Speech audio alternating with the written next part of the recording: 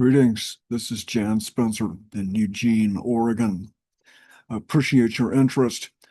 I'd like to share with you a project I've been working on for quite some time.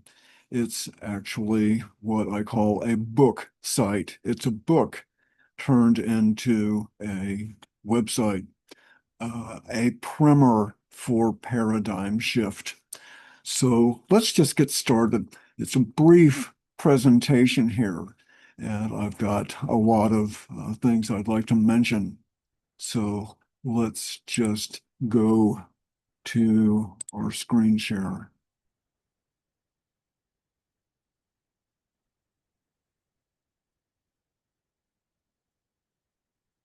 Okay, there we are.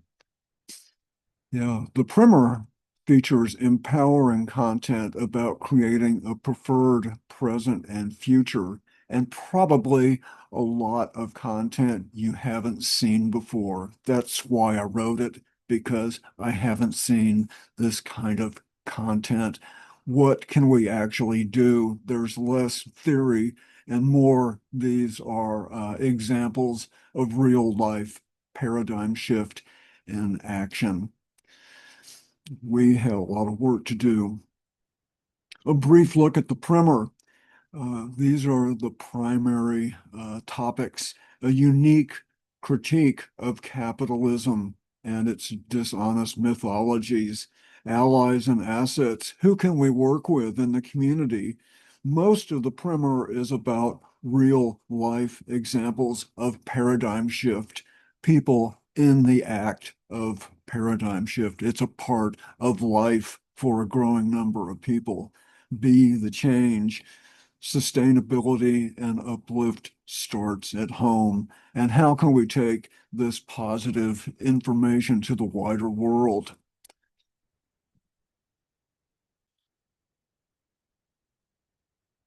So this is a graphic. I really like this graphic of a quick look at the primer aspects of paradigm shift, positive human capacity, reduce eco footprints, prioritize time and money, be the change, paradigm shift to a wider audience, build civic culture, make common cause with allies and assets, paradigm shift economics, permaculture, the wisdom of the world's great spiritual traditions. The primer goes into more detail, of course, in all these aspects of paradigm shift. And I like graphics. One of the main reasons I wanted to put this content into a website is because I can have lots of visuals, lots of photos, lots of graphics. I'm very much a visual sort of a person. So this right here, a brief visual summary of the primer. uh, I use the term a great deal, the consumer culture. This is my thinking on the consumer culture. Of course, it's suburbia, junk food, freeways, shopping. Of course, it's a lot more than that, but these are the emphasis of the consumer culture is overconsumption of energy and resources. And this is, of course, the result. And a caveat, of course, the consumer culture provides us with enormous opportunities and tools for paradigm shift as well. I emphasize that also. We have a lot to work with thanks to the technology and the media and the affluence we have can be used in positive ways. Absolutely. This is a graphic, another graphic I like a lot about paradigm shift, the wisdom of the world's great spiritual traditions. And I want to mention that being on YouTube here, you can stop the presentation at any time and take a closer look because I'm actually going to go through this fairly quickly, but you can stop at any time and take a closer look. And then, of course, I provide the link to the website, and that's where there's even more content to take a look at. This is just a very brief overview. So paradigm shift. And then these are just some nice images that show paradigm shift in real life, eco-village, city repair, permaculture convergence, allies and assets. There's a whole lot more. This is a primer table of contents, and this is on my website also. And again, you can pause and take a closer look. Uh, I can add more content to the primer when it's online also. These are the real life examples. I have part two here. I want to add more real life examples as time goes on. So these are basically the drop down menus. They could be considered to be chapters in this book site. And every one of these has a lot of important content relating to paradigm shift. So what I want to do is ask my friends, ask people interested who would like to know more about paradigm shift, anybody who believes humans are capable of better. We're better than climate change and making a big mess on the planet. We have enormous capacities for doing good. That's what sustains me because a lot of people are already doing this. So I appreciate everyone who is helping to make paradigm shift happen, helping to make the world a better place. So I ask your help. Please help open up some doors for the primer because the primer has a lot of content I don't know of anywhere else. There's a lot of unique perspectives and actions we can take, values, explanations. So I ask you to help open up doors for the primer, and here is how you can do it.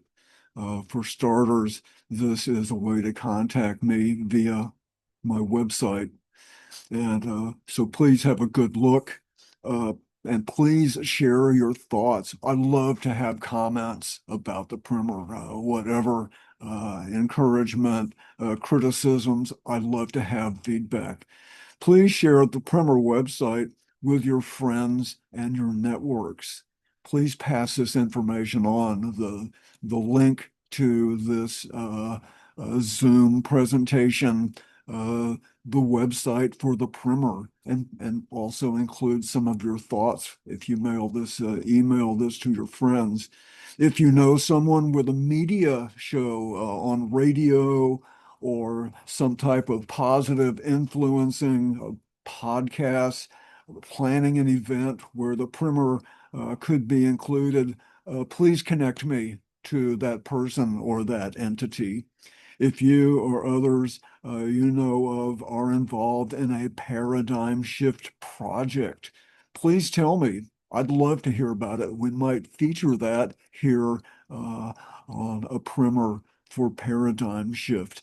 I love to hear about great stories, social, ecological restoration, permaculture, transforming the urban landscape. I love to hear good stories. So if you're involved with paradigm shift, or you know somebody who is, send me a link, send me a message telling me about that so I can follow up. One of the important parts of the primer online is sound bites. This is a condensation of the primer. There's these sound bites that basically match the different chapters, the different categories, parts of the primer. I just want to read a few of them. And again, you can stop and take a closer look. But I just want to share some of the highlights because this will give you more idea of where the primer is coming from. If we don't believe in a higher or divine purpose of life, we need to invent our own reason for being here. A higher purpose could be to help bring about the uplift of humanity to coexist with the natural world and each other. Our society will not reach sustainability, peace, justice, and social uplift as long as capitalism, its social engineering, and consumer culture defines our society's values, goals, and way of life. Paradigm shift is not a utopia in the distant future. It's about common sense and taking initiative in the here and now. No need for some expensive tech breakthrough.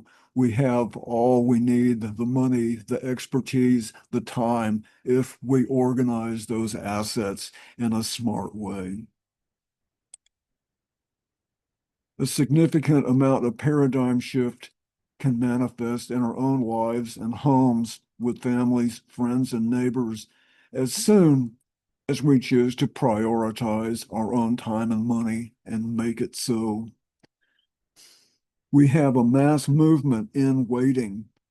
Paradigm shift can receive an historic boost when many thousands of people and progressive organizations already working to create a better world openly agree we are a movement, we have common cause, and our goal is to replace capitalism and the consumer culture with healthy alternatives.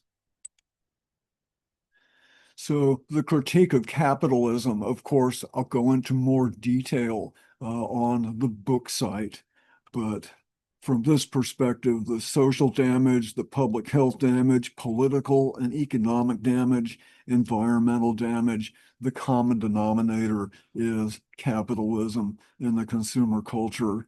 Capitalism is not broken. This is just what it does. So the primer also includes a good deal of graphics. And of course, you'll look at this image and say, what's going on here? America, a modern day cargo cult. Well, the primer explains this perception, this opinion of our society. It goes back a little short time in history to the South Pacific during World War II. I'm not going to say any more. You're going to have to go to the primer and find out more about this story. It's kind of dark humor, but I like dark humor a little bit. But of course, it's meant to be positive and thought-provoking as well. We have all these issues of climate change and affordable housing and discord all over the place. And as I explain with the criticisms of capitalism, after all of those criticisms, which are totally reasonable, we're told the American way of life is non-negotiable. To me, that says the people in control are making us hostages because they're saying there's no way else besides what we're already doing. I don't agree with that. We can do something about it. We are doing something. That's what the primer is all about. Eco footprints. This is a critical part of paradigm shift is reducing our ecological footprints. We're just flat out consuming too much energy and too many resources. Of course, there's a little map here.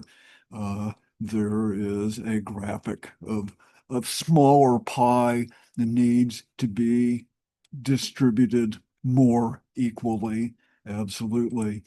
And with this change in paradigm, many products and services that we're familiar with at the present time are not going to make the cut. A lot of a lot of jobs, a lot of pastimes are not sustainable. If there's going to be a hope for moving into a healthy and peaceful future, we're going to have to leave a lot behind. So, of course, that's an important part of explaining paradigm shift. There's more in the primer. You can pause and take a look at just a few of these ideas about what's going to make the cut and what's not. Allies and assets in almost any community, almost every progressive organization exists to repair some kind of damage caused by capitalism and the consumer culture. That means to me, they're all on the same team. We should be working more closely together. That's a frequent comment in the primer is we already have a movement, and you could make that with a capital M, a movement waiting to be discovered. And that is a huge part of paradigm shift, making that discovery and then acting on that discovery. A virtuous triangle. I just love simple graphics. Assets, allies, and actions. Actions plus assets creates more allies. Allies and assets create more actions. I just love this virtuous triangle. It just is almost like perpetual motion. So I just want to show and tell just a few of these examples of paradigm shift in the real world. There's lots and lots, and I know there's thousands I don't know about. I'd love to know more of what people are doing all over the country and in other parts of the world. Paradigm shift is not only a need for America, the United States, it's a global issue, but the eco footprints of the average American are larger than anywhere in the world. I've traveled a lot. You don't see in other parts of the world what you see commonly in the United States, not to this degree. I haven't been to Australia. I've been to South Africa. I've been to New Zealand. I've been in England. English speaking countries seem to be a little bit more on the excessive side, with the United States kind of leading the pack. So, the Onondaga Earth Corps in Syracuse, New York, wonderful. Empower young people. Uh, Media here in Eugene, we have KEPW, our local low watt, non-commercial radio. Media is a critical part of paradigm shift to get these ideas out to a wider audience. Here is my own backyard. When I look out my window, this is what I see, at least in the summertime. Transforming suburbia. How can we repair suburbia? I have a big interest in urban land use. This image here from Barcelona, Spain, a technique they're working with in Barcelona called super blocks. How can we push back on cars? This is just absolutely remarkable what's happening in Barcelona. They have a long, long way to go, but some places in the world, Barcelona, Paris, Houghton, lots of cities realize we can't keep doing cars. We can't keep doing automobiles the way they've been imposed on us for generations. Barcelona, you can look up super blocks and find videos on YouTube. This is really exciting. And also the Axis program there in Barcelona, one of the leaders in pushing back on cars. This image here, several more, uh, East Blair Housing Co-op in Eugene. This particular view right here used to be a parking lot. So repairing the urban landscape is an enormous part of paradigm shift, could create a lot of jobs too, could create a lot of aspects for building cohesion, reducing ecological footprints, making where we live a better place. There are many organizations that might not even particularly identify with paradigm shift. But if you explained to some of these organizations, hey, you're part of paradigm shift, and I'll tell you why, they could say, I had no idea. We didn't really think of that. This can be empowering to a lot of organizations when they come to understand they're part of a much larger movement. Uh, Local 2020 in Port Townsend, Washington, on the Olympic Peninsula, lots of great work going on. Local 2020, you can look them up. They have a website. You can find out more. Intersection repair in Portland, Oregon. Again, how can we gently push back on cars and reclaim space for people? More people space, less car domination. Another part of the primer describes the idea of truth and reconciliation for capitalism, using different examples from parts of the world where a powerful entity imposes itself on a less powerful audience.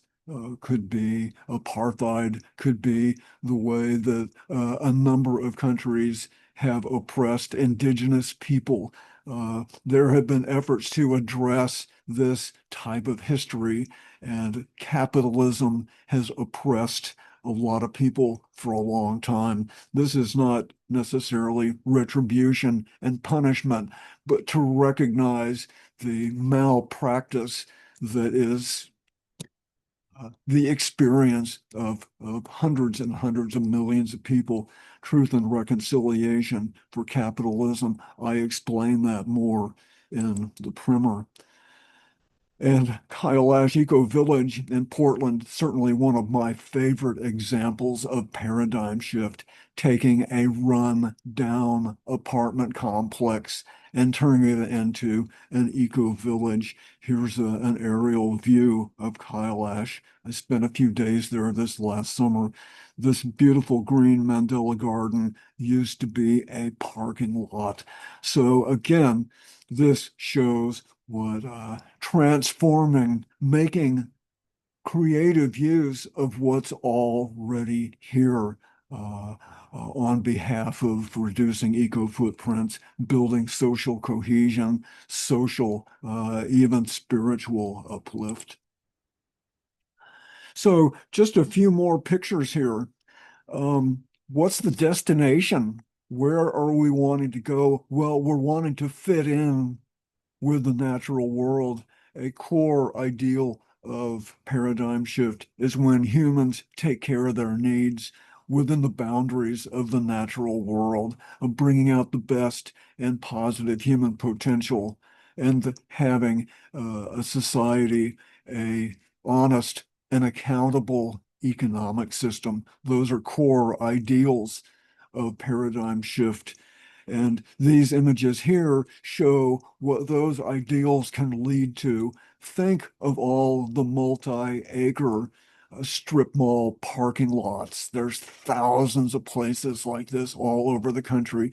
Think of enlightened redevelopment on those parking lots of affordable housing, public places, professional services that people need so they're closer to where they live and they don't have to use their cars so much. The streets near these redevelopments would be made safer for transit, for bikes, for pedestrians, so people could access more of what they need closer to where they live. This is not uh, out in the distance kind of urban thinking. This is common thinking in the realm of progressive. What can we do to make our cities healthier? There's nothing unusual about these ideas, but to put this kind of thought into a paradigm shift context gives it more support, and more forward initiative and momentum because this type of urban rebuilding is essential for paradigm shift. We just can't keep doing cars this way. So, and then this picture here is actually closely related. This image right here is actually my block where I live. I have a suburban place here in Eugene. This is actually my house right here. And of course, this is a vision. This is not reality. I wish it was, but this is what my block could look like if people really wanted to make it so. But imagine for this redeveloping a strip mall parking lot, and this is what the neighborhoods look like because these go together. These are absolutely go together. The primer explains more about why and how to do this, and the primer explains more how and why to transform suburbia. That is a core ideal of paradigm shift is making smart use of what we already have.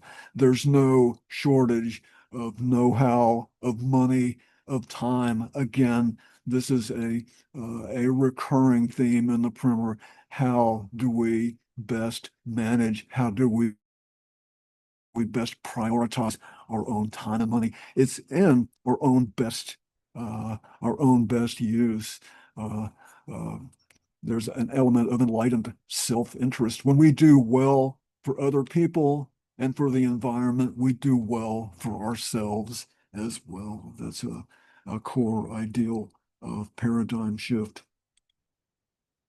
So again, here is a a graphic, kind of a photoshopped actually, of a New York Times. This is not a real issue of the New York Times. I wish it was, but what we have here is a slightly doctored edition of the New York Times. And the headline, of course, the government embraces paradigm shift. So these are just different articles that would appear in that fictitious edition of the New York Times if the government said, well, we've seen the light, we're going to emphasize these kinds of ideals, living within the boundaries of the natural world, bringing out the best and positive human potential, and an honest and accountable economic system. This is maybe what one of those headlines would look like if this came to be. So that's what I have. Again, I invite your becoming a friend of the primer. I would love to have some response, feedback.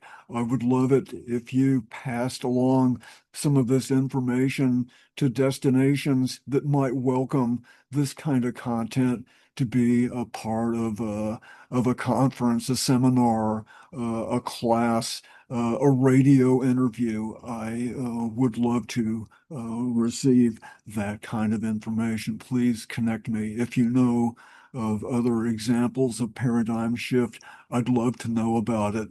If you have any thoughts, look at the website or the book site. I'd love to hear your feedback about any of that. There's always improvements that can be made. So I am going to stop the share right here and appear on your screen. If you wonder what this is behind me, that's a plant I have. It's a rescue plant. It's a bird of paradise. And of course, in places where it doesn't freeze, they can grow to be 30 feet high. That's not Eugene. It's got to come inside in the winter. This is the only place I have space for it because my ceiling is shaped like this in this structure here. So that's what's right behind me. It's a bird of paradise. So again, I appreciate your interest. Do well, be well, don't be shy. This is a time to share what we are learning to create, a planet that we deserve and a planet that we're capable of. So until later, thanks.